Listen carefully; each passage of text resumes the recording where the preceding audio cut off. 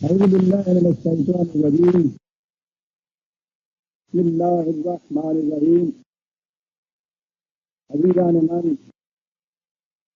آج نومبر 1969 کی 2 تاریخ ہے. سابقہ درس قرآن میں ہمارے سامنے سورہ آل عمران کی 27ویں آیت تھی 3/27. اس کا پہلا حصہ ہمارے سامنے آ گیا تھا اور میں نے عرض کیا تھا کہ آج کے آخری چند الفاظ ایسے ہیں جو تفصیل طلب ہیں اور وقت کم تھا، اس لیے اسے ہم نے اس درس پر اٹھا رکھا تھا. اب وہ ہمارے سامنے آتے ہیں. آیت میں دوہرا دوں، کہا یہ دیا تھا کہ لا يتخذ المؤمنین الکافرین اولیاء من دون المؤمنین. مومنین کو یہ چاہیے نہیں کہ وہ اپنی کے سوا دوسروں کو اپنا دوست بنائے. ومن يفعل ذلك فليس من الله في شيء. اور ایسا کرنا اسلامی نظریہ حیات کی روح سے اتنا سنگین جرم ہے کہ اس کے متعلق کہا کہ جو ایسا کرے گا اللہ کے ساتھ اس کا کوئی تعلق نہیں رہے. بڑا شدید جرم ہے. اس کے متعلق میں نے قرآن کریم کی مختلف آیات پیش کی تھیں آپ سے، جو اس کی تائید میں تھیں، اور وہاں اس سے بھی واضح تر الفاظ میں یہ کہا گیا تھا کہ دوست بنانا تو ایک طرف، ان کو کوئی ایسی پوزیشن ہی نہ دے کہ وہ تمہارے راز کی باتوں تک سمجھ سکے. کہا یہ گیا تھا کہ یہ 2 مختلف آئیڈیالوجیز ہیں. تمہارا نظریہ زندگی اور ہے، ان کا نظریہ زندگی بالکل اس سے برعکس ہے. ان کی ساری کوشش یہ ہوتی ہے کہ وہ تمہارے نظریہ زندگی کو ناکام بنا کر اپنا نظریہ دنیا میں رائج کریں. اس لیے ان 2 نظریات حیات میں باہمی تصادم ہوتا ہے، ٹکراؤ ہوتا ہے. اور جب یہ صورت ہے تو پھر ان کے ساتھ یہ مراسم دوستانہ، ان کے ساتھ اس قسم کے تعلقات کہ وہ تمہارے رازداری کی باتوں کے اندر تک آ جائیں، یہ تو ایک آخری کا سانپ ہوگا جسے تم پالو گے.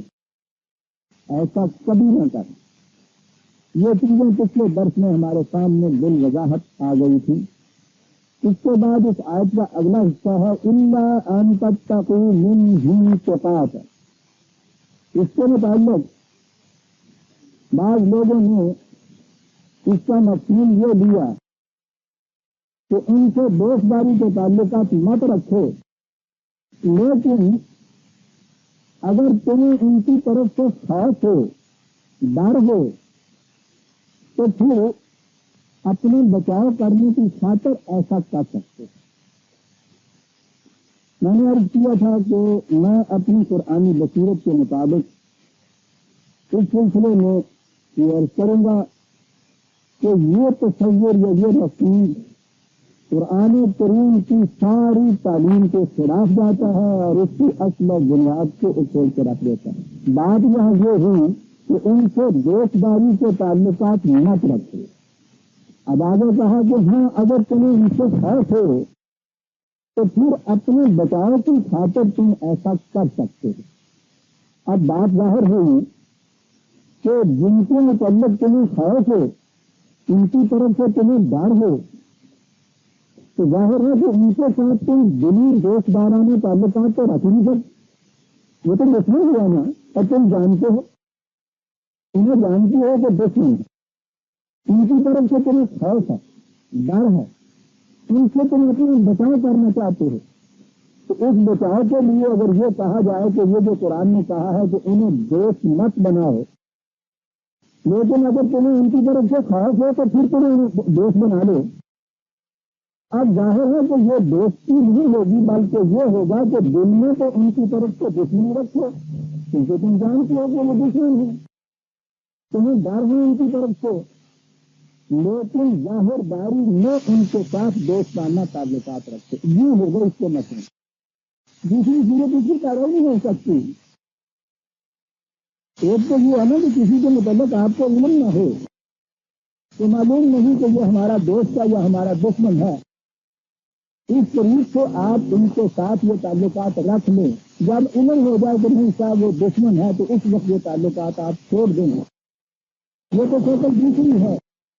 لیکن یہاں کہا یہ ہوا ہے کہ تمہیں ان کی طرف سے خوف ہو، ڈر ہو، تم جانتے ہو کہ وہ تمہارے دشمن ہیں، لیکن ان سے بچنے کی خاطر ان کے ساتھ دوست داری کے تعلقات تم رکھو۔ تو اب دل سے تو یہ دوستی نہ ہوئی، تو بات یہ ہو گئی کہ دل میں ان کے ساتھ دشمنی رکھو اور ظاہر داری میں ان کے ساتھ دوستانہ تعلقات ظاہر کرو۔ ایسا ظاہر کرو جو تمہارے تعلقات ان سے دوستی کے ہیں، دل میں ان کے ساتھ دشمنی رکھو۔ یہ ہے مفہوم لیا جاتا اس آیت کے فکر۔ میں نے عرض کیا ہے کہ یہ چیز قرآن کی بنیادی تعلیم کے خلاف جاتی ہے۔ قرآن کریم نے شروع میں بھی 3 گروہوں کا ذکر کیا تھا۔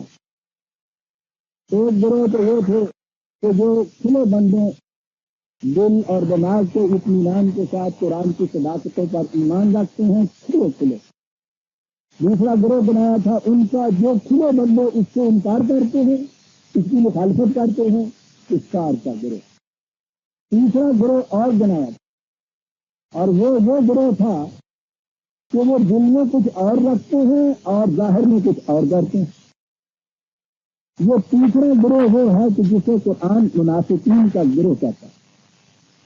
اور اگر آپ دیکھیں تو قرآن کا شاید آدھا نہیں تو ایک بڑا 3 حصہ تو اسی گروہ کی مخالفت کے اندر، یعنی کفار کے متعلق اتنی شدت سے نہیں کچھ کہا گیا، ان کے متعلق تو یہ کھلے ہوئے تمہارے دشمن ہیں، سامنے وہ آتے ہیں کھلے ہوئے تمہارے یہاں، وہ کہتے ہیں کہ مخالفت ہے، ٹھیک ہے، کھلا ہوا دشمن جو ہے اس کے متعلق تاکید گئی کہ احتیاط برتو، ان کا مقابلہ کرو، ان سے یہ کچھ کرو، دو تعلقات لکھو۔ یہ گروہ ایسا ہے کہ جس کی کیفیت یہ بتائی کہ وہ تم سے دوست دارانہ تعلقات ظاہر کرتے ہیں اور اندر دل سے ان کے تمہارے خلاف دشمنی ہے۔ یہی سورہ آل عمران، اسی میں ذرا آگے چل کے میں نے وہ جو آپ کے سامنے وہ آیت رکھی تھی اسے پھر میں دوہرا دوں کہ یہ وہ گروہ ہے جس کے متعلق قرآن نے یہ بات کہی ہے۔ یا یہ 3 اوور 117 3 اوور 117 یا یہ الذین آمنوا لا تتخذوا بطانة من دونکم لا یعلونکم خبالا، اپنے علاوہ یہ جو دوسرے لوگ ہیں ان کو کبھی دوست نہ بناؤ، وہ تمہیں نقصان پہنچانے میں کوئی کسر نہیں اٹھا رکھیں گے۔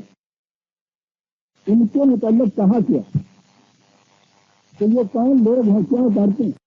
قد بدت البغضاء من افواہہم وما تخفی صدورہم اکبر، ان کے دل میں تمہارے خلاف جو جذبات نفرت، انتقام اور عداوت ہیں وہ بہت زیادہ ہیں۔ کبھی کبھی ایسا ہوتا ہے کہ جذبات کے جوش میں آ کے ان کے منہ سے کوئی بات ایسی نکل جاتی ہے جس سے پتہ چل جاتا ہے کہ وہ ان کے دل میں کسی قسم کی باتیں ہیں، ورنہ جو کچھ یہ دل میں رکھے ہوئے ہیں وہ بہت زیادہ شدید ہیں اور ظاہر داری سے تمہارے یہ دوست بنتے ہیں آتا۔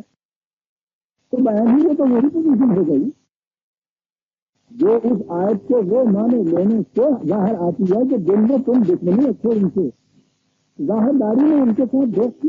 قرآن یہاں یہی چیز کہہ رہا ہے اور ان کا یہ ان کے خلاف سخت الزام عائد کرتا ہے کہ ان کی کیفیت یہ ہے کہ دل میں یہ کچھ بات تعلقات رکھتے ہیں، کبھی ایسا نہیں کرتے ان کی نہیں ہے۔ وَإِذَا خَلَوْا عَزُّوا عَلَيْكُمُ الْأَنَامِلَ مِنَ الْخَيْرِ، ان کی کیفیت یہ ہے کہ تنہائیوں میں جاتے ہیں تو وہاں جا کے سامنے آتے ہیں تو کہتے ہیں کہ ہم بھی ایماندار ہیں، تم میں سے ہیں، اور جب وہ خلوت میں جاتے ہیں، تنہائیوں میں جاتے ہیں، اپنے لوگوں کے پاس جاتے ہیں تو وہاں تمہارے خلاف غیر ضرورت سے اپنے انگلیاں کاٹتے ہیں۔ تو کیفیت یہ کون کی ہے کہ دل میں کسی کے خلاف دشمنی کے جذبات رکھنا، ظاہر داری میں اس کے ساتھ دوستانہ تعلقات رکھنا۔ یہ میں نے جیسا عرض کیا ہے کہ شاید 1/3 حصہ قرآن کریم کا ان منافقین یا منافقت کے خلاف یہ کہنے کے لیے. اب آپ سیدھی سی بات ہے کہ قرآن اس ذہنیت کے متعلق یہ کچھ کہہ رہا ہے. وہ ذہنیت کسی مسلمان کے یہاں پیدا ہو جائے غیر مسلم کے یہاں پیدا ہو جائے، سوال تو ذہنیت کا ہے. یہ تو بات غلط ہے کہ غیر مسلم کے یہاں جھوٹ بولنا قرآن کی روح سے اس قدر بڑا جرم ہو، فروغ دینا اتنا بڑا جرم ہو، اور مسلمان ہو بھی کچھ کریں تو ان کے یہاں یہ چیز جرم نہیں بلکہ یہ چیز بڑی کریڈیٹیبل قرار پا جائے. قرآن نے تو کہیں یہ کچھ نہیں کی. جرم کے اعتبار سے تو مسلم اور غیر مسلم میں قطعاً کوئی تمیز نہیں ہوتا. اتنی بڑی چیز آپ سمجھ سکتے ہیں کہ وہ غیر مسلموں کے متعلق جو آپ کہتے ہیں جنہیں مناسب، حالانکہ وہ مناسب وہ ہے جو مسلمان کہتا ہے اپنے آپ کو. جو مسلمان کہتا ہی نہیں ہے وہ تو کفار کے جملے میں آ گیا، وہ تو دوسری کیٹیگری ہے جو میں نے عرض کیا ہے. مومن کفار اور تیسری کیٹیگری کہ جو کہتے تو یہ ہیں کہ ہم ایمان لائے لیکن وما ہم نہیں، دل میں سے وہ ایماندار نہیں ہوتے، ظاہر کرتے ہیں تمہارے ساتھ تعلقات دوستداری کے، دل میں تمہارے خلاف دشمنی کے تعلقات رکھ. یہی تو وہ تیسرا گروہ ہے. اس کے متعلق یہ کہہ دیا. اور قرآن نے تو اس بات میں اتنی وضاحت سے کام دیا ہے کہ اس میں کسی قسم کا ابہام یا التباس ہے ہی نہیں، گنجائش ہی نہیں کسی قسم کی. یہ تو قرآن کی کسی ہاتھ میں بھی نہیں. لیکن جو بعض چیزیں جو شدید قریب ہوتی ہیں ان کے متعلق اتنی وضاحت سے قرآن بیان کرتا چلا جاتا ہے کہ کوئی سچی سننے کی گنجائش ان الفاظ میں بھی نہیں رہتی کسی قسم کی. یہ چیز کو یہ کیا کیٹیگری ہے جس کے متعلق قرآن نے یہ بتایا، وہ کیا کرتے ہیں. 4 لفظوں میں بات اس میں بتا دی. 3/166 3/166 لفظ 4 ہے اور بات کتنی صاف ہوگی. پہلے تو یہ دیکھیے کہا وَلِيَعْلَمَ الَّذِينَ نَافَقُوا، بات پیچھے سے چلی آتی ہے. یہاں منافقت کے متعلق کہا ہے، منافق کے متعلق کہا ہے. کون ہے یہ؟ کہا کہ یقولون بِأَفْوَاهِهِم مَا لَيْسَ فِي قُلُوبِهِم، یہ وہ لوگ ہیں کہ اپنی زبانوں سے وہ بات کہتے ہیں جو ان کے دل میں نہیں ہوتی. یہ ڈیفینیشن ہے منافق کی قرآن کی. زبان سے وہ بات کہتے ہیں جو ان کے دل میں نہیں ہوتی. اب اگر آپ شعار یہ مناتے ہیں کہ دل سے کسی کے خلاف دشمنی کے تعلقات رکھتے ہیں، ظاہر داری میں اس سے آپ دوست بنے رہتے ہیں، تو آپ کو تو شروع سے شام تک وہ باتیں کہنی پڑیں گی جو آپ کے دل میں نہیں ہے. یہ تو یہی چیز ہے جس کے لیے پہلے قرآن میں کہہ رہا ہے کہ 20 جرم میں نے عرض کیا. عزیزان ایمان یہ وہ جرم ہے. قرآن نے جہنم کے درجے اصل میں سب سے نچلے درجے کے اندر منافق کو رکھا ہے، کافر کو نہیں رکھا. بات دوسری طرف چلی جائے گی. یہ مرنے کے بعد کا جہنم جو ہے اس کو تو چھوڑ دیجیے، اس زندگی کے اندر بھی جہنم میں یہ شخص رہتا ہے. یہ جہنم جس کے متعلق کہا کہ نار اللہ علمی کا اللہ کی تب العاشدہ، وہ اللہ کی آگ کے جو دلوں کو لپیٹ دیا کرتی ہے. اس قسم کا طرز زندگی رکھنے والے کا دل تو ہر وقت آپ کے سونوں کے اندر رہتا ہے. کبھی سکون کبھی اطمینان ہو سکتا ہے. دل میں کسی کے خلاف دشمنی اور عداوت انتقام کے جذبات، ظاہر داری میں اس کے ساتھ دوستانہ تعلقات، اس ڈیول پرسنالٹی کو نبھانے کے لیے جو کچھ اسے کرنا پڑتا ہے وہ جہنم نہیں تو اور کیا ہے. یہ الگ بات ہے کہ بالکل حیوانی سطح کے اوپر چلا جائے کہ احساس نہیں اٹھ جائے اس چیز کا.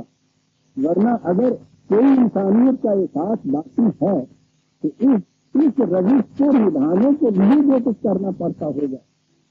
آپ سوچ سکتے ہیں کہ کتنا بڑا جہنم ہے. یہ ہے بھائی. قرآن نے ایک اور مقام پہ بڑی عجیب بات کی. جھوٹ جسے ہم کہتے ہیں، قرآن کریم کی روح سے سنگین ترین علم ہے، بنیاد ہے ساری برائیوں کی. جھوٹ کی ڈیفینیشن کیا ہے؟ ایک چیز تو مثلاً یہ ہے کہ کوئی شخص آگے کہتا ہے کہ میں وہاں آیا، سڑک پہ دیکھا تو 100 آدمی کا ہجوم تھا، حقیقت کے بعد معلوم ہوا کہ نہیں وہاں تو 10 آدمی۔ جھوٹ یہ بھی ہے، یہ غلط بیانی ہے۔ اس کے لیے ایک تو یہ بھی ہو سکتا ہے کہ اسے علم نہ ہو، کہیں سے بات سنی ہے، اندازہ غلط لگا لیا ہو، یعنی وہ اس ہجوم کو سمجھتا ہی ہو کہ وہ واقعی 100 تھے، وہ اتنے نہ ہوں، تو اس کی یہ وجوہات ہو سکتی ہیں۔ جہاں تک عدم علم کا تعلق ہے، اس کے لیے تو قرآن کریم نے دوسری جگہ کہہ دیا کہ لا تک تو مال ایسا نقاب علم، جس چیز کے متعلق تمہیں علم نہ ہو ذاتی طور پر اس کے پیچھے نہ لگے۔ لیکن عدم علم کی بنا پر بھی ایک چیز آپ غلط کہہ سکتے ہیں، قیاس اور اندازہ بھی غلط ہو سکتا ہے، یہ بھی ہے، اسے بھی کہا جائے گا کہ یہ بات جھوٹی ہے۔ لیکن قرآن دیکھیے چیز کس کو کہتا ہے، اور اتنی بنیادی چیز ہے ویزان کی بات خاص ہو جاتی ہے کہ اس کی روح سے چیز کیا ہے۔ 63 سورت پہلی آئے اذا جاءک المنافقون، اس سورت کا نام ہی سورہ منافقین۔ بات شروع یہاں سے ہوئی، اے رسول تیرے پاس یہ منافق آتے ہیں، اور فرمائیے گا بڑھ یہاں نہ، اور ایک بڑا بنیادی مسئلہ اس نے حل کر کے رکھ دیا کہ کبر یا جھوٹ کیسے دیتے ہیں۔ تیرے پاس یہ منافق آتے ہیں، قالوا نشہد انک لرسول اللہ، کہتے ہیں کہ ہم شہادت دیتے ہیں اس بات کی کہ تو خدا کا رسول۔ سوچیے کہ اس سے بڑی سچی بات بھی دنیا میں کوئی اور ہو سکتی تھی؟ ایک شخص رسول اللہ سے آگے صلی اللہ علیہ وسلم یہ کہتا ہے کہ میں شہادت دیتا ہوں کہ آپ اللہ کے رسول ہیں۔ یہ اس شہادت سے تو ایک غیر مسلم مسلمان ہوتا ہے۔ ایک کافر کو مسلمان کرنا ہو تو پہلی چیز اس سے یہ شہادت دی جاتی ہے، اشہد ان لا الہ الا اللہ محمد رسول اللہ۔ وہ آگے کہتا ہے کہ نشہد انک لرسول، ہم شہادت دیتے ہیں، پہلے دیتی ہے انک لرسول اللہ۔ عربی جاننے والے جانتے ہیں کہ یہ کتنا زور ہے اس کے اندر۔ ہم شہادت دیتے ہیں کہ یقیناً یہ قطعی حتمی بات ہے، بالتحقیق آپ اللہ کے رسول ہیں۔ اس کو تو شاباشی ملنی چاہیے، آفرین کہنا چاہیے، کتنی سچی بات کہی۔ سنیے آگے بات جو انہوں نے کہی ہے اس کے متعلق کہا جاتا ہے کہ واللہ یعلم انک لرسولہ، خدا بھی یہ جانتا ہے کہ تو یقیناً خدا کا رسول۔ یہ بات اس سے بڑی چیز کیا؟ جو کچھ یہ آگے کہہ رہے ہیں اس کی تائید خدا خود کر رہا ہے کہ ٹھیک ہے بھائی، یہ تو انسان کو ایک طرف، خدا کہتا ہے، ہم خود کہتے ہیں کہ یہ بات بالکل ٹھیک ہے۔ عزیزان من سوچیے کہ اس سے بڑی سچی بات بھی کوئی اور ہو سکتی ہے، جس کی کیفیت یہ ہے کہ یہ شہادت دیں، خدا اس شہادت کی تائید کرے۔ کہا کہ واللہ یعلم انک لرسول، اللہ جانتا ہے کہ تو اس کا رسول ہے۔ واللہ یشہد، لیکن خدا اس کی شہادت دیتا ہے کہ ان المنافقین لکاذبون، جو جھوٹ بولتے ہیں۔ کیا عجیب چیز ہے، جو وہ کہہ رہے ہیں اس کی تائید خود خدا کر رہا ہے۔ بالکل ٹھیک ہے جو ان کا بیان ہے، دنیا کی ہر عدالت اس کو سچا قرار دے گی، اس کی اسٹیٹمنٹ کو کہے گی، اس کو لیکن اور کوئی نہیں ہے اسٹیٹمنٹ، اس لیے کہ مدعی خود اس کی تائید کر رہا ہے کہ بالکل ٹھیک ہے صاحب جو انہوں نے کہا۔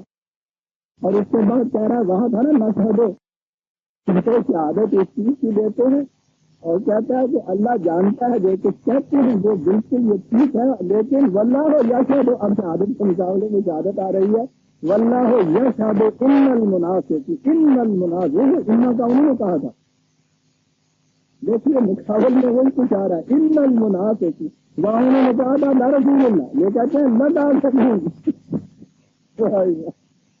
انہیں لفظوں میں کاٹ رہا ہے۔ خدا شہادت دیتا ہے کہ یقیناً حتمی طور پہ یہ لوگ جو ہیں یہ بالکل جھوٹے ہیں۔ یہ کیا تھا جھوٹ عزیزان من؟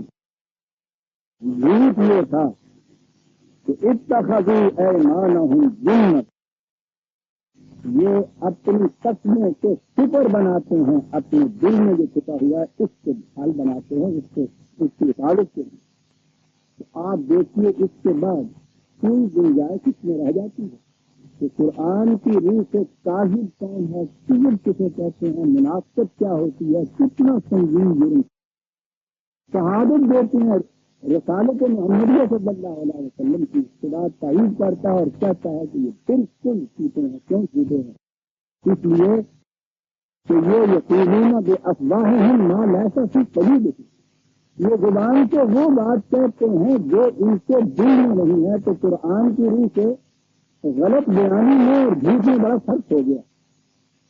جھوٹ وہ ہے جس میں زبان اور دل ہم آہنگ نہ ہو، اور یہی منافقت ہے۔ دل اور زبان کا ہم آہنگ ہونا یہ ہے سچائی جسے آپ کہتے ہیں۔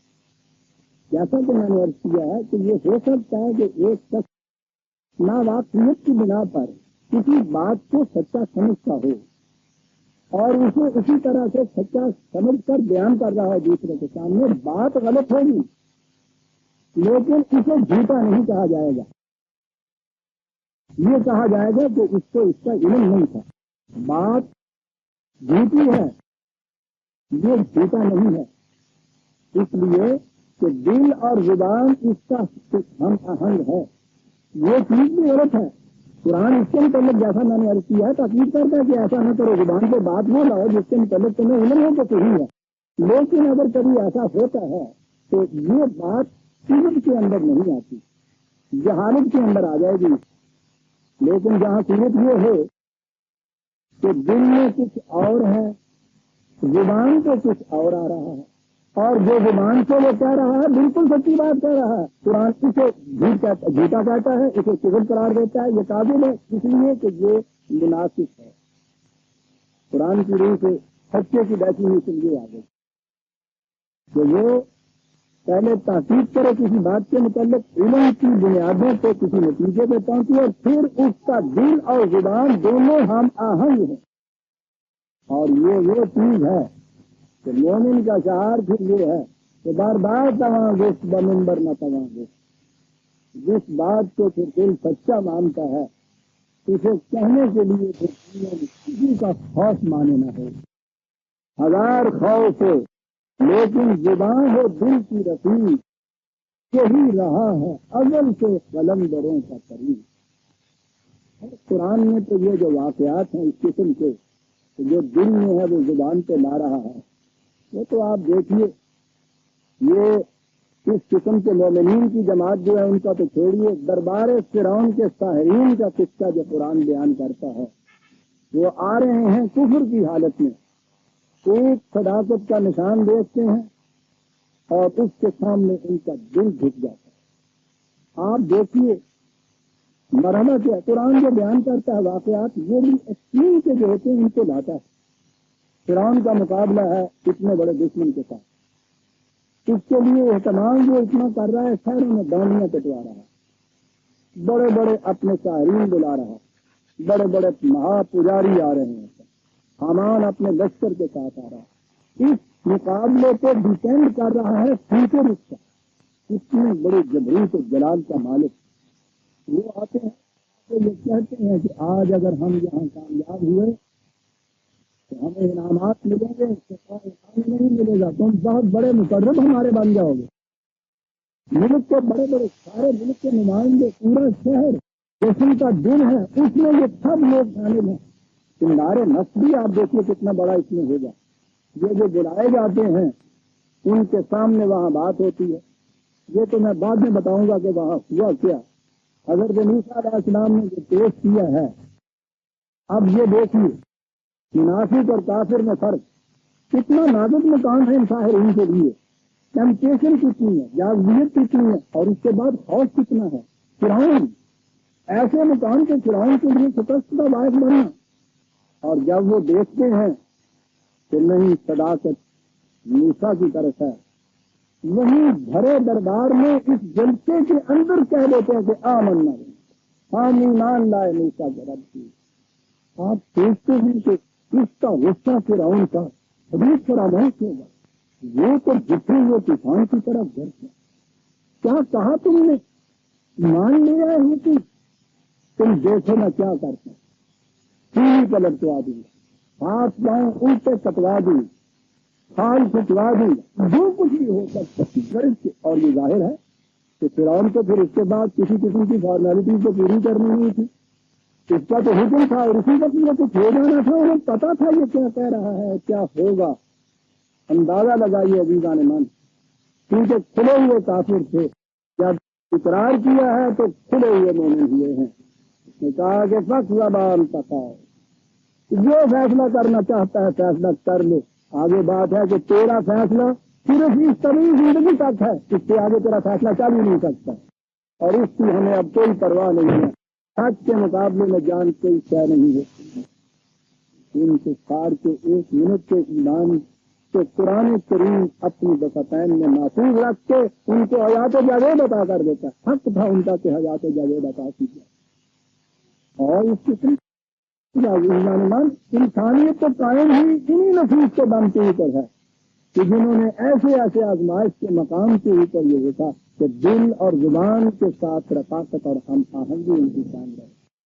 میں کہہ رہا ہوں یہ ایک فکرہ جو تھا ان ساحرین کا کہ جو تو فیصلہ کرنا چاہتا ہے فیصلہ کر لے، تیرا فیصلہ صرف ہماری طبی زندگی تک ہے، اور زندگی طبی زندگی کا نام نہیں ہے، بہت آگے چلتی ہے، اس تک میری دسترسی نہیں ہو سکتی، اس واسطے تیرا فیصلہ ہمیں کیسے کرا سکتا ہے۔ میں کہہ رہا ہوں کہ قرآن کریم میں آپ دیکھیے گا کتنی عظمتوں سے اس سے بیان کیا، اس سے زیادہ خوف کا مقام بھی کوئی اور ہو سکتا ہے۔ اگر یہ مسئلے تھے جو ابھی ابھی میں نے بیان کیا ہے، یہ جو لوگ اس آیت کا بیان کرتے ہیں، اگر یہی مسئلے تھے اور پھر اس کو بہت بڑا مومنانہ شعار قرار دیا جائے تو پھر تو ان کے خلاف ہمیں کچھ کہنا چاہیے، مطالعین کے خلاف کہ انہوں نے کیا کیا ایسے وقت میں، انہیں یہ کرنا چاہیے، خود خدا کے خلاف یہ بات کہنی چاہیے کہ جنہوں نے اپنی جان کو جوشوں میں ڈال لیا، اللہ تعالیٰ ان کی اتنی تعریف و توصیف بیان کر رہا ہے، کافرین و آفرین کو ڈونگرے برسا رہا ہے اس کے اوپر قرآن، تو وہاں آئیں گے ہم تو آپ دیکھیں گے قرآن میں الفاظ کے لیے کیا استعمال کیا۔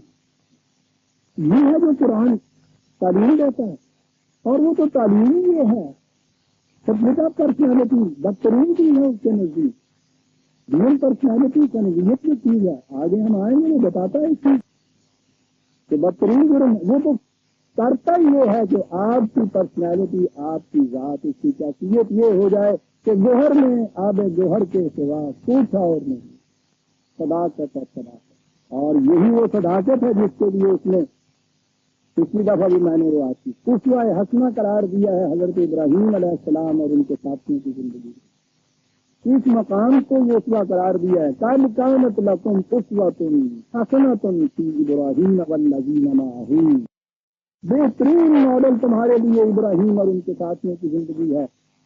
کیا تھا وہ واقعہ، کیا تھی وہ زندگی، کیا تھا شعار، کیا تھا مسلک ان کا، یہ اِذْ قَالُوا لِقَوْمِهِمْ إِنَّا بُرَآءُ مِنْكُمْ وَمِمَّا تَعْبُدُونَ مِنْ دُونِ اللَّهِ، ہم تم سے اور تمہارے معبودان باطل سے بڑی ذمہ متنفر ہیں، ہم اس سے کوئی تعلق نہیں رکھتے۔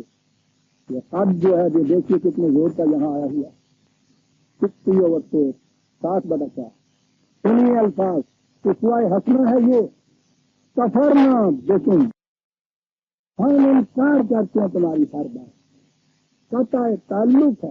اور آگے دیکھیے جو لفظ قرآن استعمال کرتا ہے عزیزان مان، یہ ہے وہ چیز وَبَدَأَ بَيْنَنَا وَبَيْنَكُمُ الْعَدَاوَةَ وَالْبَغْضَاءُ أَبَدًا، کھلی ہوئی ظاہر ہو گئی تمہارے اور ہمارے درمیان کھلی ہوئی دشمنی، کھلی ہوئی عداوت تمہارے اور ہمارے درمیان ہمیشہ کے لیے۔ بدأ زبان سے صرف الفاظ نہیں، الفاظ یہ ہیں کہ کسی صبح میں نہ رہنا ہمارے متعلق، ہم اعلان کر دیں اس کا، بدأ بیننا وبینکم العداوۃ والبغضاء ابدا، تمہارے اور ہمارے درمیان کھلی ہوئی ابری ہوئی نکھری ہوئی عداوت ہے ہمیشہ کے لیے، ہمیشہ کے لیے، حتیٰ تؤمنوا باللہ، تاں کہ تم بھی اس خدا پہ ایمان لے کے نہ آئے۔ یہ ہے اسوہ حسنہ جو قرآن قرار دے رہا ہے۔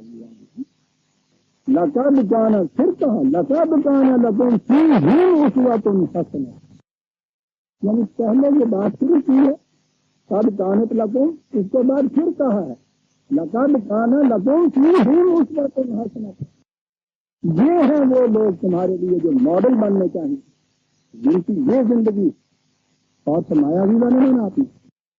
لیکن اس بدبختی کا کیا کہ یہی ابراہیم علیہ السلام جن کے متعلق قرآن یہ کہہ رہا ہے اور جن کے متعلق دوسرے مقام پہ ہے انہ کان صدیقا نبیّا، وہ نبی تھا، صدیق صادق بھی نہیں تھا، صدیق ہمیشہ سچ بولتا، اور اگر رسول بھی سچ میں بولے گا عزیزہ نے منصوص آسمان کے نیچے ان سچ کو تلاش کرنے کہاں جائیں گے آپ؟ رسول کے دعوے رسالت کی تو پہلی دلیل یہ ہوتی ہے کہ وہ سچ بولتا ہے، وہ کہتا ہے ایسی بات جس کا کوئی محسوس ثبوت ہوتا ہی نہیں ہے۔ اس لیے یہ کہتا ہے کہ یہ جو میں کہہ رہا ہوں میرے اپنی فکر کی یہ تخلیق نہیں ہے، میں اپنی طرف سے نہیں کہہ رہا، خدا کی طرف سے مجھے یہ علم ملا ہے، اور جو خدا کی طرف سے لانے والا یہ علم ملنے والا وہ کسی کے سامنے نہیں ہوتا۔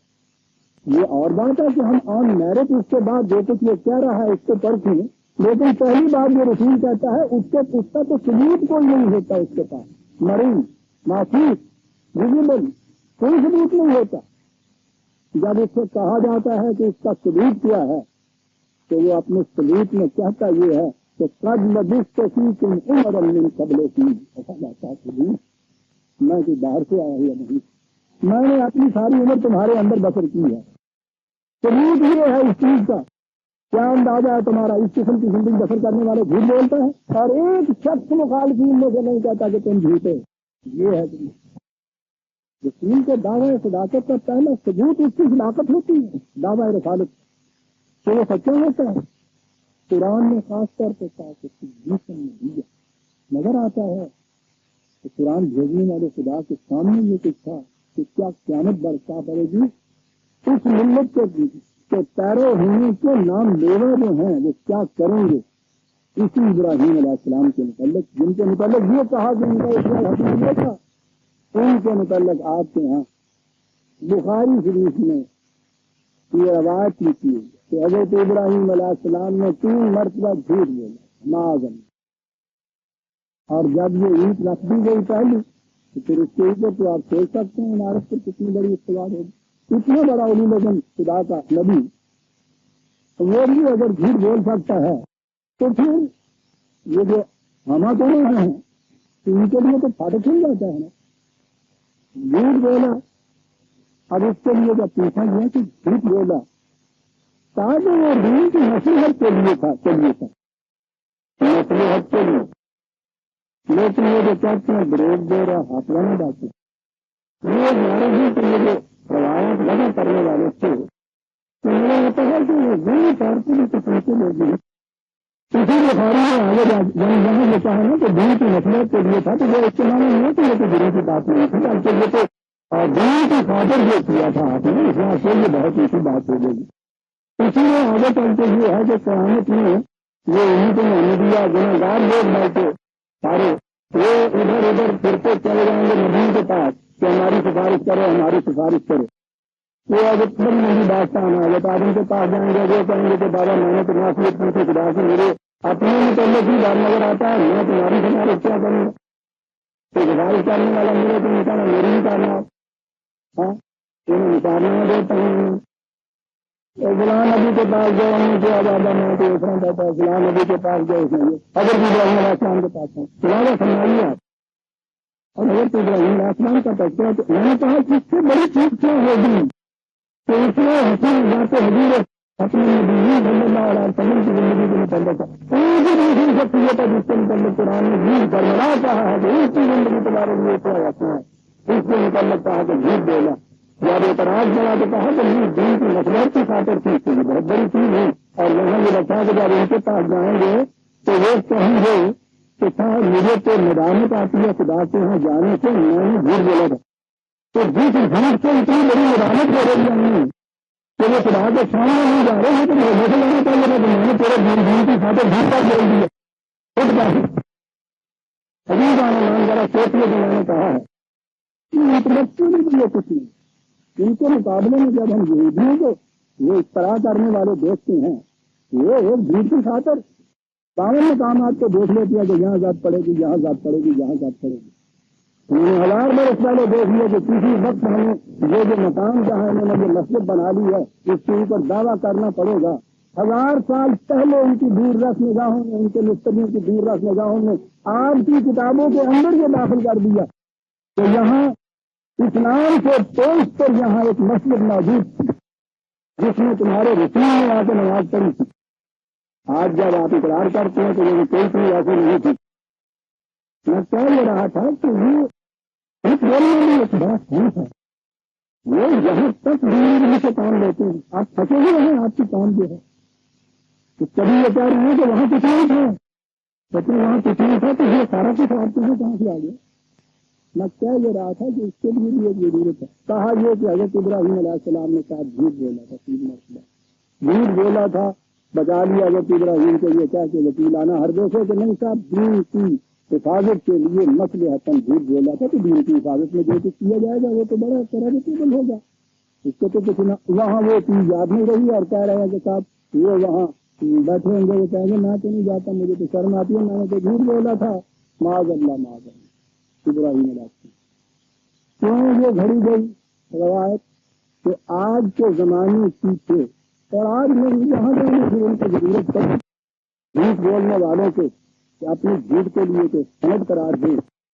مقبولیت سیاست جسے کہتے ہیں، متیازگی کی سیاست، اس کے لیے آج یہ آپ کے یہاں فتویٰ مل گیا کہ سچ بولنا قرآن کی روح، اسلام کی روح سے بہت بڑا کریڈٹ کا کام ہے.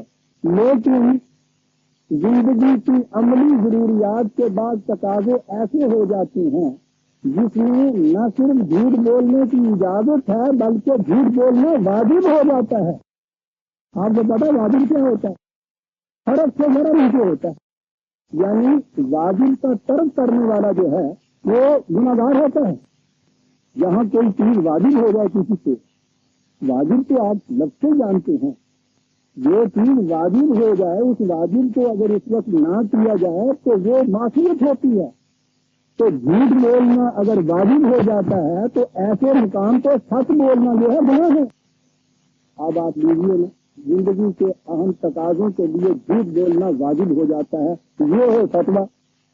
اور اس قسم کی پارٹی آپ کو دین کی اقامت کے لیے ووٹ ہے.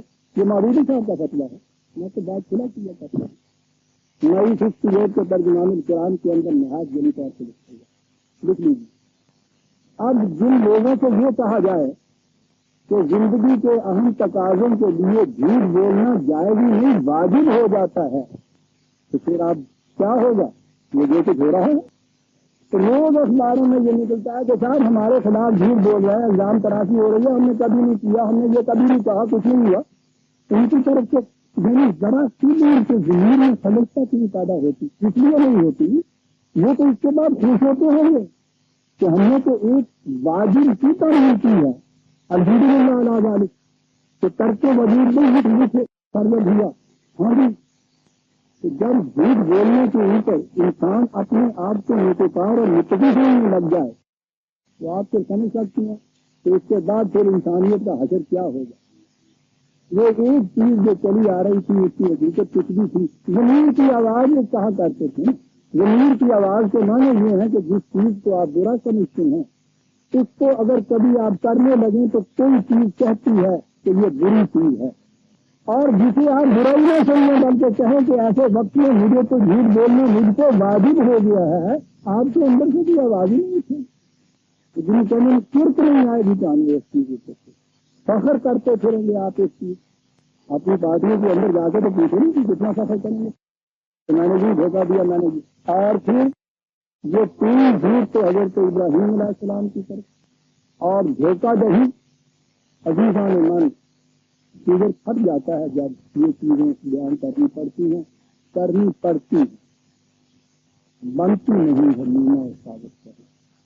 بات سمجھ نہیں آپ کی آ سکتی جب تک کہا نہ جائے کہ انہوں نے اس کے بعد اپنے فروغوں کے لیے پھر بات کہاں تک پہنچائی. حضور نبی اکرم صلی اللہ علیہ وسلم کی بات اکبر بخاری شریف میں صاحب بن نصر سے دی ہوئی بات جہاں سے شروع کرتے ہیں کہ حضور نے صحابہ سے کہا کہ اس شخص کے ہاتھوں میں بڑا تنگ آ گیا ہے، مدینے کی زندگی جہاں اپنی مملکت قائم ہو چکی تھی، ان یہودیوں کو جو ان میں سے آج فکری کرتے ہیں بجٹ دن میں 2 گوشت باہر نکال دیا جاتا ہے، یعنی مملکت کی قوت اتنی ہے، وہاں یہ آج فکریاں کرتی ہے تو جزیرہ العرب سے باہر نکال دیا جاتا ہے۔ اس مدینے میں حضور بیٹھے ہوئے صحابہ سے یہ کہہ رہے ہیں کہ میں اس شخص کے ہاتھ میں بڑا تنگ آ گیا ہوں، کوئی شخص اس کو قتل کر سکتا ہے؟ انہوں نے کہا یہ کہ تھا یہ شخص تو بڑا محتاط رہتا ہے، بڑی حفاظت اپنی کرتا ہے۔ کوئی صحابہ ایسے تھے، انہوں نے کہا کہ ہم کر تو سکتے ہیں لیکن آپ ہمیں اجازت دیں کہ اس کے لیے ہمیں جو جھوٹنا پڑے، جو جھوٹ بولنا پڑے، جو فروغ دینا پڑے وہ ہم کر لیں وہاں جا کے۔ سنتے ہیں ریزا نے مان جگر پہ پتھر رکھیے، آپ نے کہا اس کی اجازت، اے محمد در قیامت ترا براری سر خاک سر برارے ہی تو احمد در میں آنے خلق بھی تیری ہمت تیرے متعلق یہ کچھ کہہ رہی ہے۔ اور یہ اصول تھے اور بڑی تفصیل سے لکھا، وہ جو ہے وہ جو ان کے ساتھ دیشداری کے تعلقات رکھتے تھے، یہی آئی چیز ہے۔ اس کی آواز بھی رات کا وقت تھا، بڑی محبت اور پیار سے باہر بلایا اور اس سے یہ چیز کہی کہ صاحب اس شخص نے جب محمد صلی اللہ علیہ وسلم مدینے میں بڑا خلفشار مچایا ہوا ہے، کوئی تبدیل کرنی چاہیے اس کے خلاف۔ اس شخص نے جب محمد صلی اللہ علیہ وسلم مدینے میں بڑا خلفشار مچایا ہوا ہے، کوئی تبدیل کرنی چاہیے اس کے خلاف، یہ تو بڑی قیامت آ رہی ہے۔ یہی اب چیز ہو سکتی تھی اس کے ساتھ ملانے کی، اور اس کے ساتھ یہ کہتے کہ چلے باہر کہیں جا کے خفیہ طور پہ کچھ تدبیر کریں۔ اس طرح سے اسے گھر سے نکالا اور اس کے بعد آگے آئے۔ ایک نے کہا کہ یار آج تمہارے بال تو بڑے اچھے گئے ہیں، تو چلو کہ اس میں خوشبودار تیل ہے، پینے کے لیے آگے بڑھا اور اس کے بعد ہم سے پھینک دی اور پھر انعام لینے کے لیے حضور سے تشریف لے آیا۔ اور آپ نے بڑی صاحب اللہ آسمان میں پتھر چھت تو چڑھا ہے اس امت کی کر اور کہاں نہ پھٹ پڑے گا، آسمان نہیں پھٹ پڑتے وہ ذات اختر سے اعلیٰ جو قیامت تک کے انسانوں کے لیے کیا حسنہ قرار کرتی ہے، جو اپنی رسالت کے دعوے کا ثبوت یہ پیش کرتی ہے کہ میں نے تمہارے اندر اپنی زندگی بدل، تو اس سے اندازہ نہیں لگاتے کہ یہ زندگی کس کی ہو سکتی ہے، جس کے متعلق بدترین دشمن ابو سفیان ہرقل کے دربار میں ہوا ہوا ہے ان کے خلاف مدد مانگنے کے لیے۔ وہاں وہ شخص پوچھتا ہے کہ یہ بتاؤ جس نے یہ دعویٰ کیا ہے اس کی عام زندگی کیسے گزری ہے۔ بدترین دشمن ایسے وقت میں اندازہ لگائیے عزیزان، کریکٹر یہ ہوتا ہے، اس کی قوت یہ ہوتی ہے۔ اور پھر میں کہوں گا اربوں کا کریکٹر بھی ہوا کرتا تھا۔ یہاں ابو سفیان کہتا ہے کہ صاحب جہاں تک اس کی زندگی کا تعلق ہے وہ تو بڑی بے داغ ہے، اور ابو سفیان کہتا ہے کہ نبی کی ایک خصوصیت یہ بھی ہوتی ہے کہ اس کی زندگی بڑی بے داغ ہوا کرتی ہے۔ وہ کہہ رہا ہے ابو سفیان، یہ کہہ رہا ہے ہرقل، یہ شہادت دے رہا ہے اس نبی کے امت یہ کہہ رہے ہیں اس نبی کے دن اثر یہی کی کرنا مشہور واقعہ آپ کو بڑے سفر سے سیرت میں بھی لکھا، کتابیں میں لے گا اور بخاری کی مجھے ادھر آ جانا چاہیے۔ لا يتخذ المؤمنون الكافرين اولیاء من دون المؤمنین، مومنوں کے لیے قطعاً جائز نہیں ہے کہ وہ کسی غیر مومن کے ساتھ دوست داری کے ساتھ رنگ یا فل زیادہ کا فلا سمن اللہ جو ایسا کرے گا اللہ کے ساتھ اس کا کوئی تعلق نہیں ہوگا۔ اب آئیے میں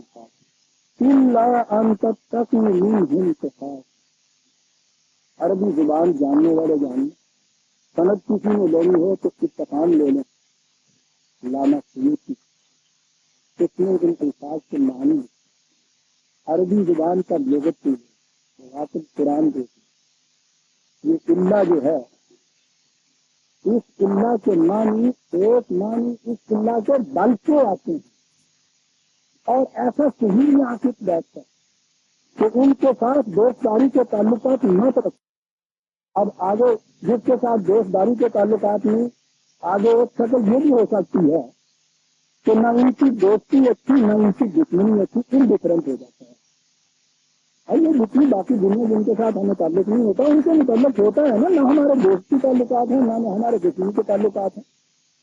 عام طور پہ آپ پوچھیں لوگ کہتے ہیں کہ سر نہیں میرا اس کے ساتھ کوئی تعلق ہے نہیں، یہاں یہ ہو سکتا تھا کہ دوست داری کے تعلقات سے منع کیا تو اس کے یہ معنی ہوئے کہ ان کے ساتھ کوئی تعلق ہی نہ رکھتے، یافتہ ہی کوئی نہ رکھتے، تم دوست داری کے تعلقات بالکل نہ رکھو، بلکہ ان سے پوری پوری حفاظت اپنی کرتے رہو اور محتاط رہو، محتاط رہنے کا جو حق ہے اس قدر صاف چیز ہے کسی عربی جاننے والے سے پوچھیے یہ بتائے گا کہ صاحب یہ کنسٹرکشن بتا رہی ہے کہ انہیں قتل دیش میں رکھو، آگے بعد میں بچانے کی کہ انڈیفرنٹ بھی نہیں ان کی طرف سے ہو جاؤ کے ساتھ چلو لا تعلق ہی ہے، دوستی نہیں، دشمنی بھی نہیں، سب کچھ نہیں، بالکل نہیں، بلکہ تمہیں چاہیے وہ ہم تب تک ان کی طرف سے پورے پورے محتاط رہو، بچتے رہو، اپنے حفاظت کا سامان رکھو، تو قاتل ہر قسم کا سامان حفاظت، جیسا بھی ہو سکتا سامان حفاظت۔ اب یہاں یہ بات آ سکتی کہ صاحب ان کے ساتھ اگر یہ چیز ہو جائے تو پھر یہ ہماری دشمنی ہے، تو ان سے تو ہی ڈر ہے، خوف ہے، اس طرح سے اعلانیہ ان کو دشمن بنا لینے سے تو ہمیں خطرہ ہے، نقصان پہنچ جائے گا۔ یہ ساتھ تھا نا، دیکھیے عزیزان قرآن یہ حضرت ملنا نقصہ ہوں، بالکل نہ ڈرو ان سے، خدا سے کمی نے کہا تھا سے ڈرو اور کسی سے نہ ڈرو۔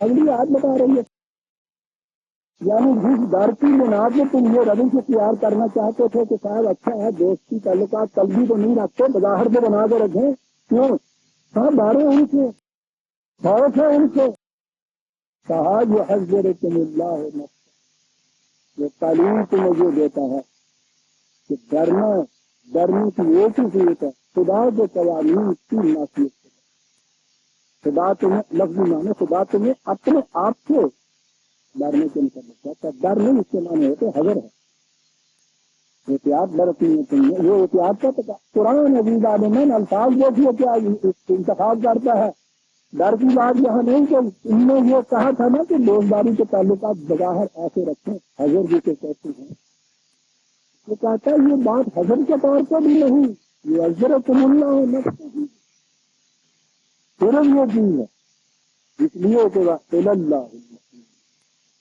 اب اگلی بات یہ ہے یہاں کا دل میں کچھ اور رکھا، زبان سے کچھ اور لے آئے، عزیزان من سنتے جائیے قرآن کیا تھا، کیا تم تو کیوں معافی سے دور ہو تم، اور تم بھی ہو یا لم تم، کیا بات کر رہے ہو، دل میں ہم کچھ اور رکھیں گے، زبان سے کچھ اور رکھیں گے، کس سے یہ چیز بچا لیں گے، ان سے یہ چیز کر رہے ہو، اللہ کے اوپر تو یہ چیز جو ہے تو برابر ہے، دل میں چھپا کے رکھے، زبان سے کچھ چیز لاؤ، وہ تو تمہارے دلوں تک تو جانتا ہے، بالکل غلط ہے وہ جو تم کہتے ہو اپنے آپ، وَيَعْلَمُ مَا فِي السَّمَاوَاتِ وَمَا فِي الْأَرْضِ، ارے تمہارے دل اور ان کے اوپر کی حائل دیواریں ہیں کیا، شے کیا ہے، وہ تو کائنات کی پستی اور بلندیوں میں کوئی مکان بھی ایسا نہیں جس کا اس کا علم نہیں ہے، تمہارے دل کیا ہے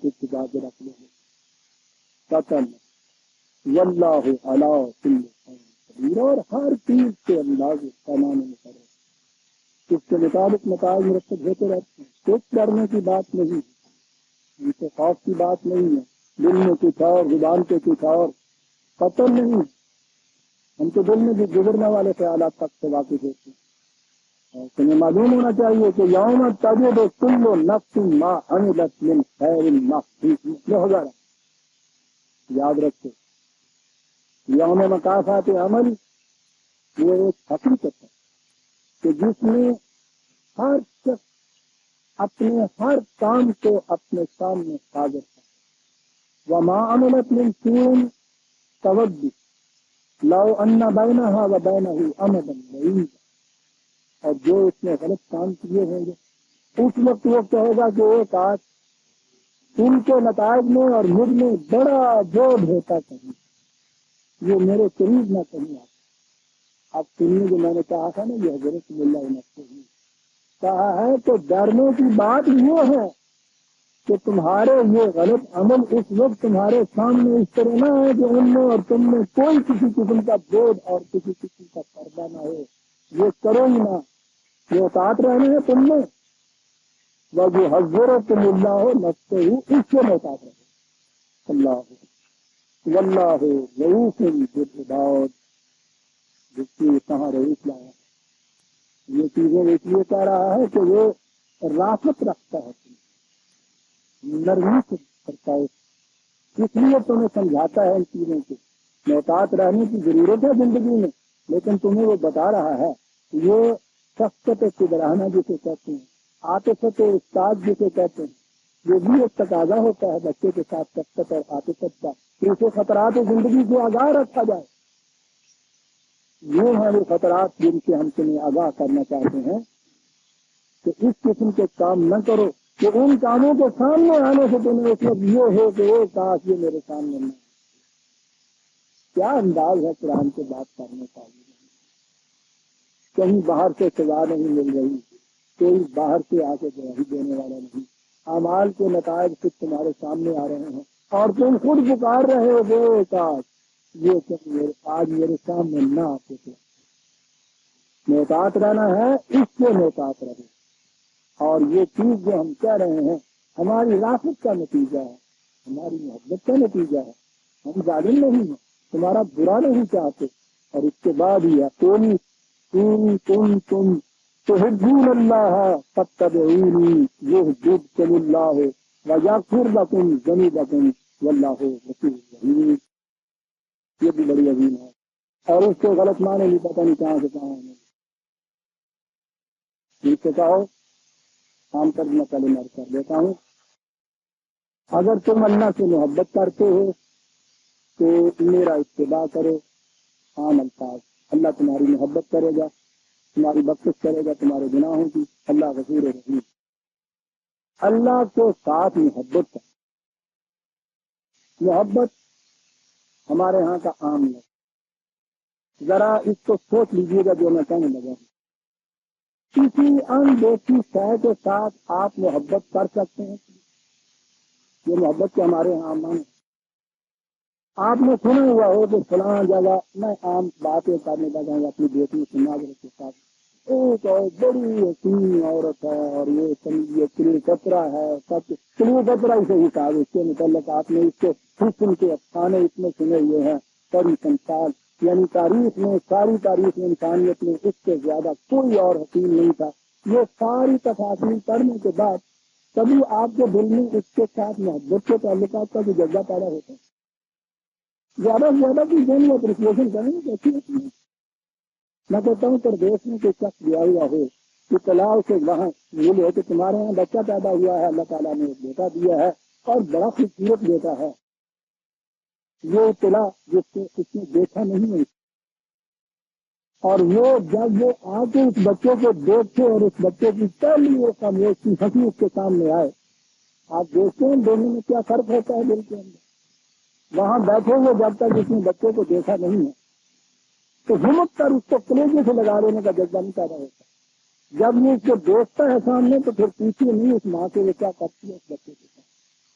اندیکھے بچے کے ساتھ ماں یہ نہیں کر سکتی، بات نہیں کرتی. یہ سائیکولوجیکل امپاسبلٹی ہے. سن کے کسی چیز سے آپ اس کی تاثیر کر سکتے ہیں. یہ جن معنی میں یہ کر رہا ہوں جسے ہم محبت کہتے ہیں، یہ چیز ہی پیدا اس کے متعلق ایک خیال پیدا ہو سکتا ہے آپ کی زندگی.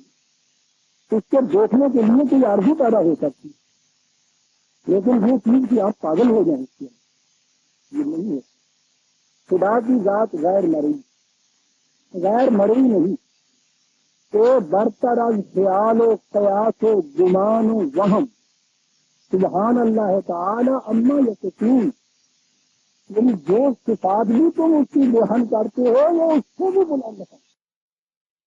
لہذا خدا کے ساتھ اس قسم کی محبت سے جو دیکھی ہوئی چیزوں کے ساتھ ہوتی ہے یہ ہو نہیں سکتی.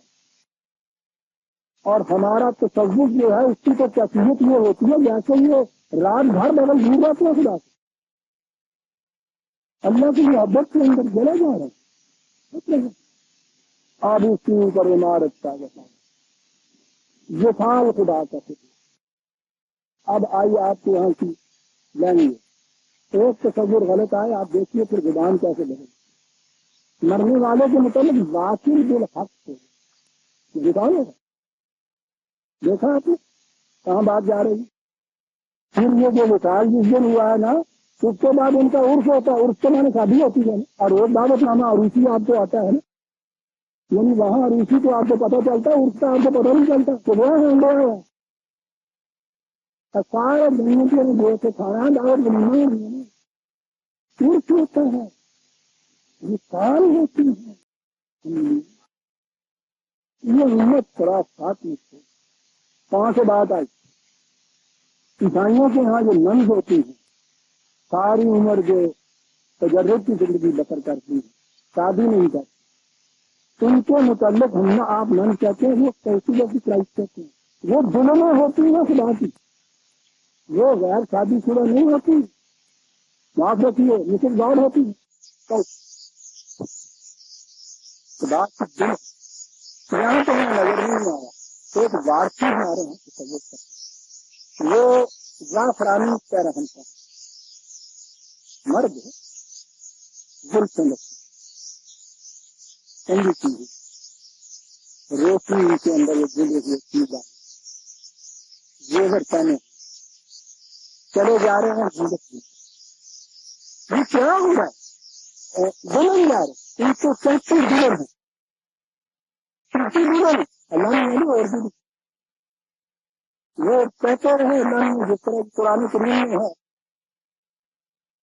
کہ یہ کہتی ہیں کہ خدا کے یہاں بیٹا ہے، یہ قرآن میں ہے، ہاں ہاں بات صحیح اور نکل جاتی ورنہ میں بتاتا کیا بات کیا گیا ہے، کہتے ہیں خدا کے یہاں بیٹا ہے، جواب دیا ہے کہ میری تو بیوی ہے نہیں بیٹا کتنے ہوئے، بڑی عجیب بات قرآن جو کہا گیا خدا کہ پیدا کرنے کے لیے تو ہمارے یہاں کیا مشکل ہے، جس نے ساری کائنات کو بھی پیدا کر دیا، اپنے یہاں کا ایک بیٹا بھی اس طرح سے پیدا کرنا کیا مشکل تھا، لیکن اس کائنات پیدا کرنے کے بعد جو ہم نے قانون بنا دیا ہے تو بیٹا اسی طریق سے ہوگا، بیٹا اسی طریق سے ہوگا، اس طریق سے چھوڑ کے ہم اپنے یہاں بھی بیٹا نہیں پیدا کرنا چاہتے، ہاں یہ بات ہے، کیا بات ہے قرآن کی بات یوں نظر آتا ہے کہ جیسے ایک جواب دیا ہے معذرت کی خاطر کہ میرے کو بیوی نہیں ہے بیٹا کیسے ہوگا، لیکن آپ دیکھیں کس طرح بات کیا کہہ گیا ہے کہ اور جو اور رہا اب تو خدا بھی اپنے اوپر ہی عائد کر رہا ہے پابندی کہ بیوی کے بغیر بیٹا نہیں پیدا کرے گا، ورنہ اس کے لیے کیا مشکل تھا ساری دنیا پیدا کر سکتا ہے، اس نے کہا یہ کہ میرے یہاں کی بیوی یہ سب بیویاں بنی پھر رہی دلی میں ہمارے یہاں یہ یہاں یہ نہیں میں نے دلی میں موجود تھے ہمارے یہاں دلن معاذ اللہ سبحان اللہ تعالی نہ کیا یہ رہا تھا کہ خدا کے محبت کا یہ تصور جو ہمارے ہاں محبت ہوتی ہے اس کے اوپر سے تمہارے ساری خدا سے اس بنا کے ہی عربی کا لفظ دین مانے اپنے ہیں جو رائے یہاں بھی ٹھیک ہے محبت کے یہ مانی اس انداز کی بھی محبت ہوتی ہے، لیکن ذرا دیکھیے کہ صحیح قرآن سے پوچھیے اس کے معنی کیا ہے، یہ جو لفظ ہے بنیادی طور پر آپ دیکھیے اس میں لغت جو قرآن کی اس کے معنی ہوتے ہیں کسی چیز کو لازم پکڑنا، مستحکم طور پر اس کے ساتھ رہنا، ثبات اور استقامت کو کسی کے ساتھ چھوڑے ہوئے رہنا، یہ جو ہے ذات حضرت اللہ یہ تقام خدا کی رسی کو اس طرح سے مضبوط تھامے کہ اس کو پکڑے رہے لازم کر کے تمسک اس کے ساتھ ہمت سے آنی پھر استقامت ہو کسی شے سے تمسک اس کے پکڑ لے اور پھر استقامت کے ساتھ اس کے ساتھ جمع ہوئے رہنا، یہ بنیادی معنی ہے یہ دو کا جمع ان بندے کا خدا کے ساتھ محبت کرنا سیدھی سی بات ہے، اس میں احتکام بے حضر اللہ کا خدا کے ساتھ تو یہ بات پیدا نہیں ہو سکتی ہے مان یہ تصور میں بھی نہیں آ سکتا، خدا کی ایک آیت خدا کے ساتھ احتکام خدا سے تمسک اس کے ساتھ تشک اس کی کتاب کی روح سے ہے، ہمارا اور اس کا تعلق اس کی کتاب کی بنا کر ہے، احتکام بے حضرت تمسک بالقرآن استقامت اس کے ساتھ لزوم ثبات یہ سارے معنی ہیں لفظ کے دے کے یہاں سے یہ حب ہے، یہاں سے یہ محبت ہے.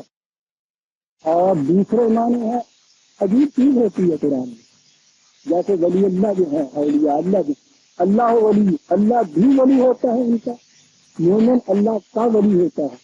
یہ دونوں جگہ اس لفظ کے معنی یہ دوست نہیں ہوتے. یہ عجیب زبان ہے صاحب. تو زبان میں آپ آئیں تو پھر میں عرض کروں کہ آپ کو یہ معنی بدلتے ہیں. ایک طرف ولی جو ہوتا ہے وہ جسے آپ دوست کہتے ہیں، جس کے ساتھ تعلق رکھنے والا. دوسری طرف جو ہوتا ہے اس کے معنی محافظ ہوتا ہے. انسان خدا کا دوست تو جتنی اس کی چیزیں وہ کہتا ہے ان تمام کی پاسداری کرتا ہے. خدا انسان کا دوست مقابلے میں وہ اس کی حفاظت کرتا ہے، سرپرستی کرتا ہے، نگرانی کرتا ہے. ایک ہی لفظ کے معنی ہوتے ہیں. یہی جو محبت ہے اس کے معنی انسان کی طرف سے خدا کے متعلق ہے، لازم پکڑنا، مستحکم طور پر اس کے ساتھ دینا، تمسک کرنا، اعتصام ہونا، استقامت ہونا، خدا کے قوانین کی، احکام کی کتابیں. خدا کی طرف سے جب یہ چیز آئے گی تو زبان کی روح سے اس کے معنی ہوتا ہے کسی کی حفاظت کرنا، کسی کو تھامے رکھنا. یہ جو گھڑونتی ہوتی ہے اس کے اوپر سراہی رکھی ہوئی ہوتی ہے، جس انداز سے یہ گھڑونتی سراہی کو تھامتی ہے اسے اس کی محبت کہتے ہیں. یوں تھامے رکھنا. اور اگلی چیز اور ہے زبان کسی خام شے کی نقش و نما سے اسے پختہ کر کے ابھار دینا. اسے بھی دے کے نچاتا. اور آپ کو پتا ہے ہب کے ساتھ حب کا جو لفظ ہے، یہ حبوب جو ہوتی ہیں کہ یہاں گولیاں ہوتی ہیں، یہ حب غافرانی اور حب ڈھکن یہ آتے ہیں دوستے ہیں ایرانیوں کے ہیں. گولی جو ہوتی ہے اس کو حب کہتے ہیں نا. یہ وہی ماتا ہے یہ کیا ہے؟ وہ جب سوچے میں دانا ایسا پڑ جائے جو تک کے ابھر آئے اسے بھی حبا کہتے ہیں. اب خدا کی طرف سے محبت کیا ہے؟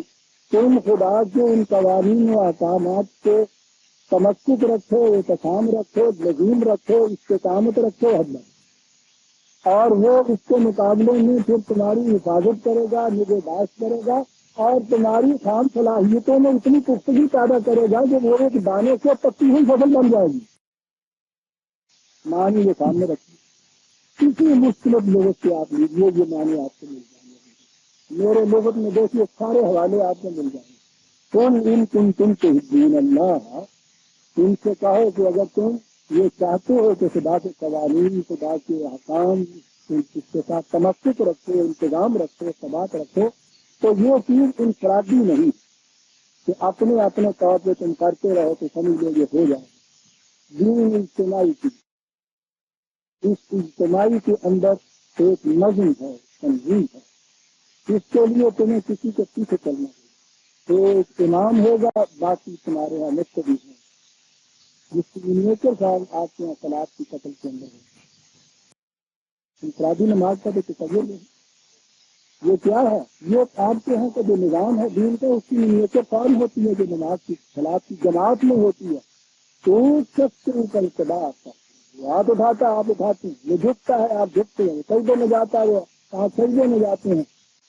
حتیٰ کہ وہ غلطی کرتا ہے تو آپ غلطی بھی کرتے ہیں. انارکی بنانے کی بجائے اس وقت یہ بھی آپ کرتے ہیں، خدا کرتے ہیں، بعد میں اس کو سجدہ صاحب نکال لیتے ہیں، رسی سائی آپ کر دیتے ہیں. انتشار نہیں پیدا ہونے دیتے سبوں کے اندر.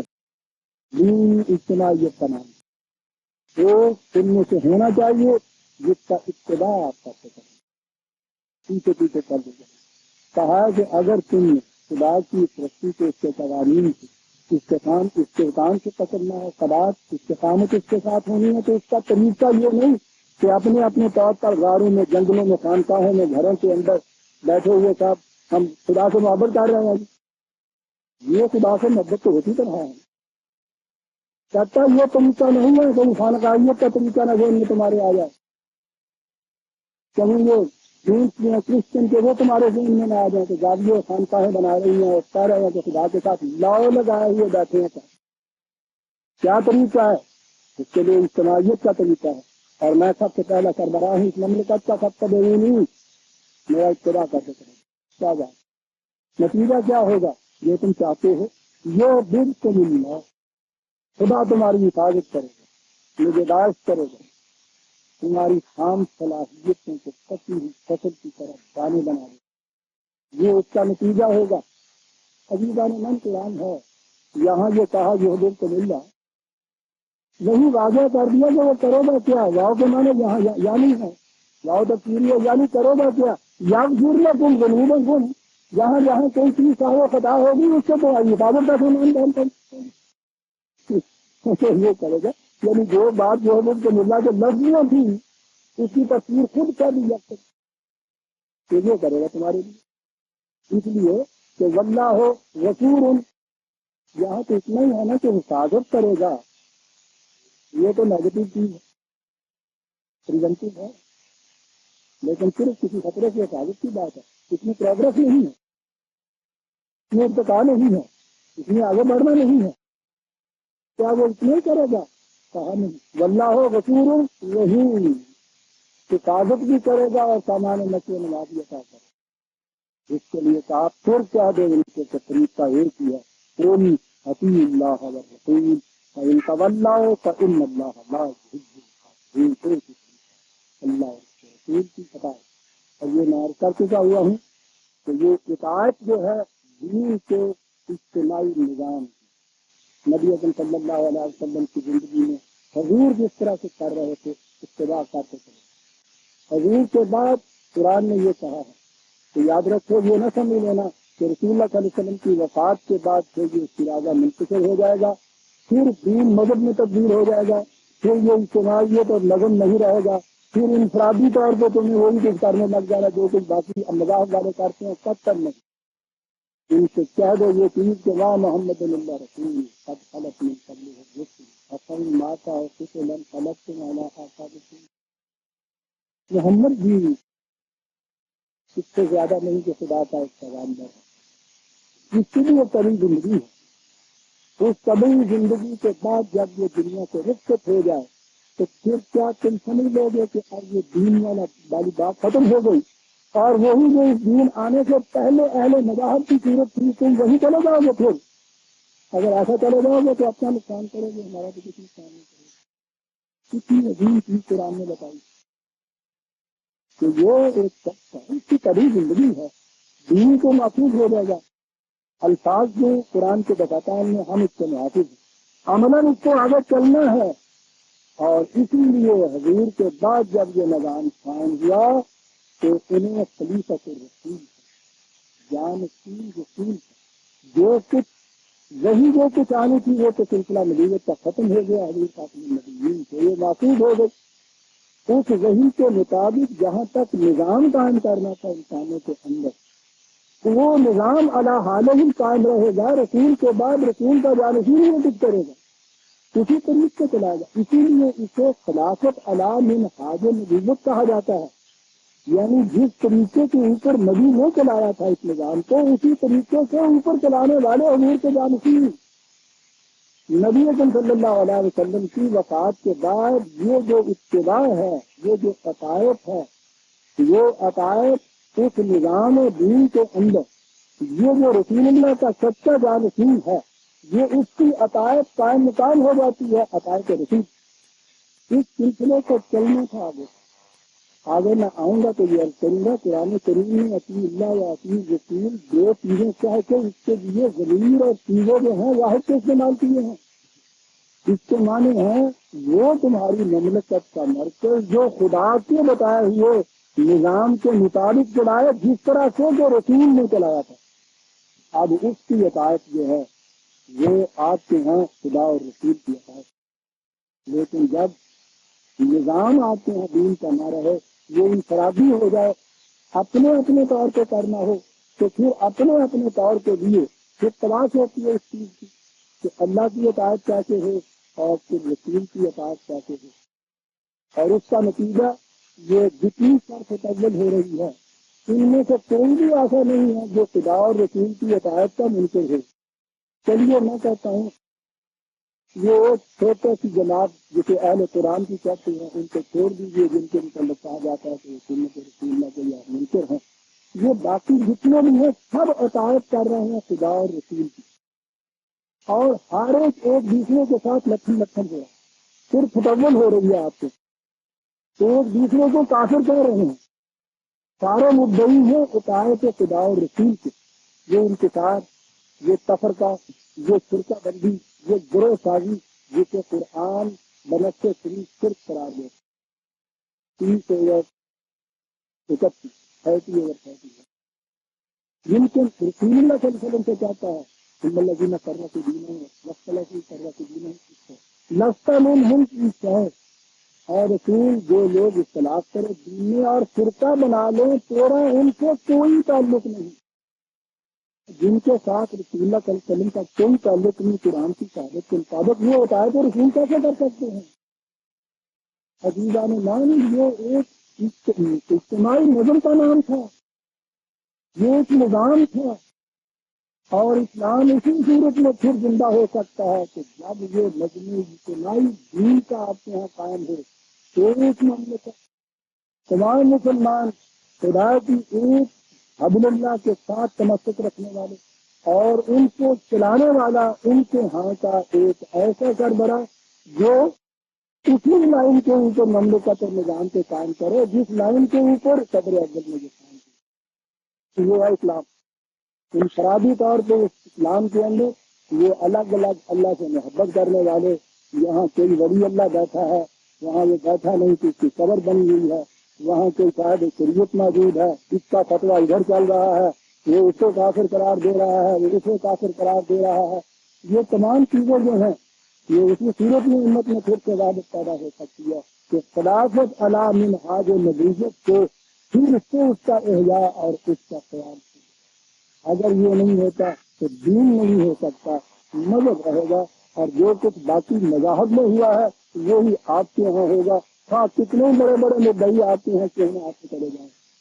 خدا سے محبت کرنے والے، خدا کی ولایت کے دعوے دار بھی انفرادی چیز رہے گی، صاحب دین نہیں ہوگا اس کے اندر. اطیعوا اللہ واطیعوا الرسول فإن تولوا فإن اللہ لا يحب الکافرین.